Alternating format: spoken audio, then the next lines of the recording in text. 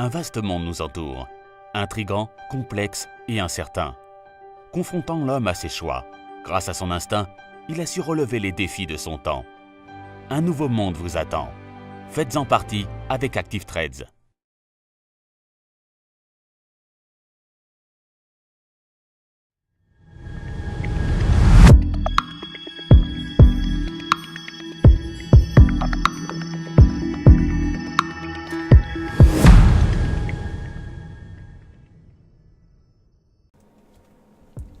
Bonjour à tous et bienvenue sur boursicoté.com pour cette nouvelle analyse technique Forex et matières premières. Et donc j'attirais votre attention la semaine dernière sur le fait que les cours de la paire de devises euro-dollar restaient ici sous la zone des 1.1715. Toutefois, en se rapprochant, nous pouvons constater aussi que les cours, depuis quelques temps, évoluent ici au-dessus de la moyenne mobile 20 exponentielle et que nous sommes même venus ici tester la bande de Bollinger supérieure. Dans ce contexte, et vu l'attaque que cette zone de résistance a connue aujourd'hui, on peut s'attendre à une prochaine rupture haussière de cette zone qui ouvrirait la voie donc sur cette paire de devises à une zone de range qui se situe entre cette zone de résistance qui pourrait se transformer en support et la zone de résistance majeure ici des 1.1915. Naturellement, si les cours persistent à évoluer sous cette résistance et acte une cassure baissière ici des moyennes mobiles, eh bien ce scénario haussier serait invalidé au profit d'un retour ici dans la zone des 1.1575, donc sous les 1.1715. Et puis sur l'or, on actait il y a peu une possible rupture ici de la résistance oblique qui définissait la tendance baissière actuelle. Eh bien que nenni, les cours sont restés ici sous cette zone après une tentative ici de franchissement à la hausse. On n'a pas réussi à marquer d'une manière pérenne un plus haut significatif par rapport à ce précédent contact.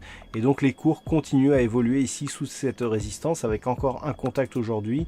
Et en plus, cette zone ici correspond à quasiment quelques pips à la moyenne mobile 20 exponentielle. Donc en venant ici marquer un contact appuyé sur la bande de Bollinger inférieur et un retour ici sur la moyenne mobile 20 exponentielle qui agit réellement comme une zone de résistance, eh bien on valide la poursuite du mouvement baissier. Donc mouvement baissier qui, en cas de cassure ici sur les précédents points hauts significatifs que nous avons ici à 1282 $ l'once, eh bien pourrait nous emmener vers de nouveaux points bas significatifs avec un retour possible donc sur cette tendance très court terme à 1265,50 $ l'once.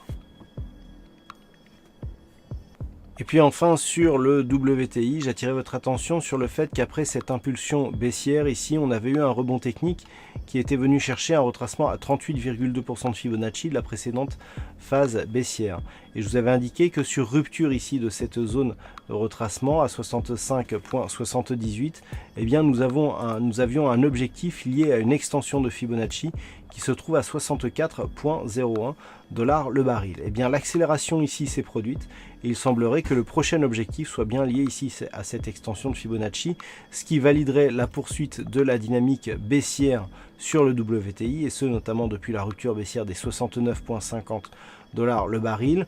On était revenu ici sur la zone majeure des 66 $ le baril après une dynamique relativement forte. Donc rebond technique, rupture, et donc nous avons ici un signal de poursuite. Sachant que avec cette cassure, et bien justement, la possibilité d'un retour ici sur les 62,50 puis sur les 60 $ est désormais tout à fait envisageable.